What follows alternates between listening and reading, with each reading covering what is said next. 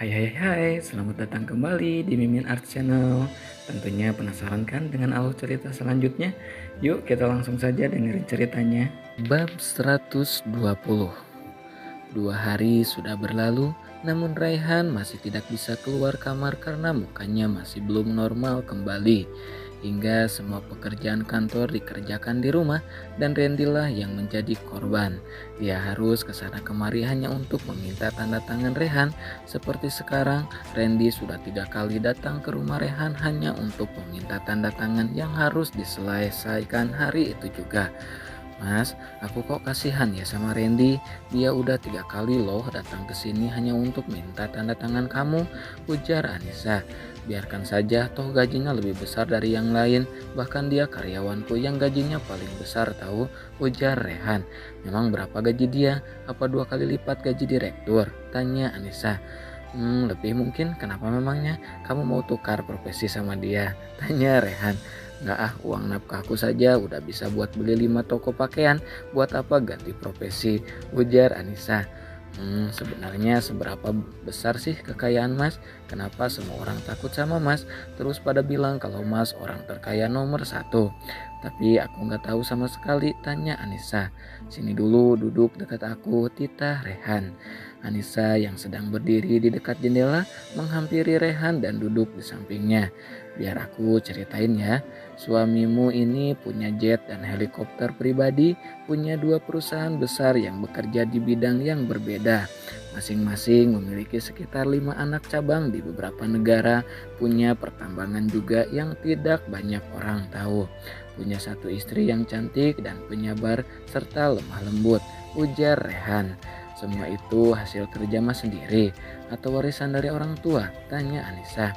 Itu real hasil kerja sendiri sayang, makanya mama sama papa nggak ada yang berani sama aku. Sebenarnya kekayaan papa lebih rendah 1 level sama aku. Hanya saja karena keserakahan mereka semuanya hancur. Mereka sekarang bukan lagi orang terkaya nomor 2 karena sebagian besar harta mereka diakuisisi oleh Alex kakaknya Sheila. Jelas Rehan. Kenapa bisa begitu? Tanya Anissa penasaran. Itu semua karena kesalahan orang tuaku. Mereka terlalu serakah sehingga tidak memikirkan segala resiko yang terjadi atas langkah yang mereka pilih, jawab Rehan. Jadi sekarang orang terkaya nomor 2 itu Alex. Berarti dia punya kekuasaan yang hampir sama dengan Mas Ray, tanya Anissa lagi. Ya bisa dibilang begitu, tapi tetap saja dia masih kalah denganku. Aku bisa melakukan apapun yang aku mau dengan sangat mudah. Oh ya, mau tahu nggak apa yang belum aku punya? Tanya Rehan. Apa Mas? Anissa balik bertanya. Cuman satu yang belum aku punya, yaitu Rehan Junior dari dalam sini, ujar Rehan sembari mengusap perut rata Anissa. Pengen banget ya punya baby, tanya Anissa. Siapa yang gak pengen punya anak dari istrinya coba? Semua orang yang sudah menikah pasti menginginkan seorang anak, ujar Rehan. Bagaimana kalau aku gak bisa hamil Mas? Apa Mas akan mencari istri lagi? Tanya Anissa. Rehan mengerutkan keningnya mendengar pertanyaan sang istri. Kenapa kamu bilang begitu? Memangnya kamu sudah pernah periksa ke dokter? Rehan balik bertanya. Belum sih Mas, tapi sampai sekarang aku belum juga hamil. Aku takut kalau aku gak bisa kasih anak buat Mas Ray, ujar Anissa dengan menundukkan kepalanya. Hei sayang, kamu gak boleh ngomong begitu. Mungkin memang belum waktunya kita punya anak. Jadi jangan putus asa ya. Aku yakin suatu saat nanti kita bisa punya anak hasil darah daging kita berdua. Mungkin sekarang kita harus fokus dengan urusan kita yang belum tuntas itu agar saat baby kita hadir, kita bisa lebih banyak waktu buat merawat dan mengikuti tumbuh kembang anak kita. Yang sabar ya sayang, ujar Rehan menenangkan. Apa Mas akan cari wanita lain kalau aku nggak bisa hamil juga? Tanya Anissa lagi. Buat apa cari wanita lain kalau memang kita nggak bisa punya anak dari darah daging kita? Kita bisa mengadopsi anak dari panti asuhan. Anak-anak yang gak punya orang tua itu juga pasti menginginkan ada orang baik sepertimu untuk mengadopsi mereka, jawab Rehan. Makasih Mas, aku kira laki-laki kaya akan dengan mudah mencari wanita yang diinginkannya. Meskipun sudah punya istri, tapi kamu berbeda Mas. Aku bahagia punya suami sepertimu, ucap Anissa. Aku pun bahagia punya istri sepertimu, ucap Rehan. Oh ya, setelah aku sembuh nanti, aku ingin mengenalkanmu pada karyawan dan pemegang saham di perusahaan yang aku berikan padamu. Apa kamu sudah siap? Tanya Rehan. Apa nggak terlalu cepat, Mas? Aku masih kuliah loh, tanya Anissa. Aku rasa tidak, kalau nanti kamu merasa berat, aku siap membantumu. Yang penting kamu bisa belajar berlahan di perusahaan itu, ujar Rehan. Baiklah, aku ikut apa yang terbaik menurut Mas, ucap Anissa. Mas, aku mau tanya boleh nggak? Tanya Anissa. Boleh, tanya apa? Rehan balik bertanya. Tapi ini menyangkut pribadinya Mas Rey, ujar Anissa ragu. Rehan merapatkan tubuh Anissa, dipelukannya pinggang sang istri dengan erat. Tanyakan saja apa yang mau kamu tanyakan, ucap Rehan. Tapi Mas jawab dengan sejujur-jujurnya ya, pinta Anissa. Ya pasti aku jawab dengan jujur. Memangnya apa yang ingin kamu tanyakan? Ujar Rehan penasaran. Berapa lama Mas pacaran sama Michelle? Tanya Anissa. Sekitar 1 tahun mungkin. Kenapa? Ujar Rehan. Kenapa Mas pisah sama dia? Anissa bertanya lagi. Kamu yakin mau tahu alasannya? Tanya Anissa. Anissa menganggukkan kepalanya dengan cepat. Rehan menghela napas kasar dan menyenderkan kepalanya ke sofa. Dulu aku menerima dia karena ingin move on dari Sheila. Aku kenal sama dia saat dia menjadi model di perusahaan pakaianku. Waktu itu aku tertarik karena aku melihat dia berbeda dengan model lainnya. Lambat laun kami dekat dan dia seperti memberi celah padaku. Sampai pada suatu hari kami memutuskan untuk berpacaran.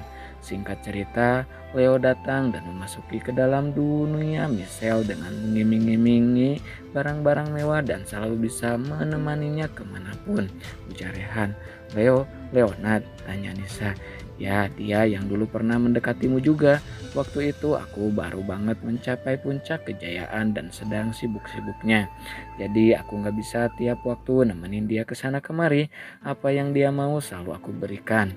Dia mau barang-barang branded pun aku turuti. Sampai suatu ketika aku mengalami kebangkrutan karena ternyata dia menggunakan semua uang yang ada di dalam kartuku untuk keperluan pribadinya. Dan setelah aku bangkrut, dia pergi dengan sepupu Leo ke luar negeri, ujar Rehan. Kenapa Mas gak mutusin dia waktu Mas tahu kalau dia selingkuh sama Leo? Tanya Anissa. Aku tahu itu semua setelah aku lacak keberadaan dia. Hubunganku sama dia memang tidak dipublis karena permintaan dia yang ingin profesional dengan kerjaannya. Leo yang memang jarang di Indonesia pun tidak tahu kalau dia adalah kekasihku. Karena itu kami sama-sama tidak tahu jika kekasih kami ternyata satu orang yang sama. Untuk kedua kalinya aku terpuruk karena wanita. Sebenarnya aku sepenuhnya karena wanita. Tapi lebih tepatnya aku menyesali kebodohanku yang begitu percaya sama wanita ular seperti dia. Yang aku bayangkan dulu kejayaanku akan terus berjalan karena di dalam perusahaanku ada model terbaik yang menggunakan produkku. Tapi nyatanya dia menghabiskan semua hasil jerih payahku yang baru saja kudapatkan, ujar Rehan. Oh yang Mas lakukan setelah itu? Tanya Anissa lagi.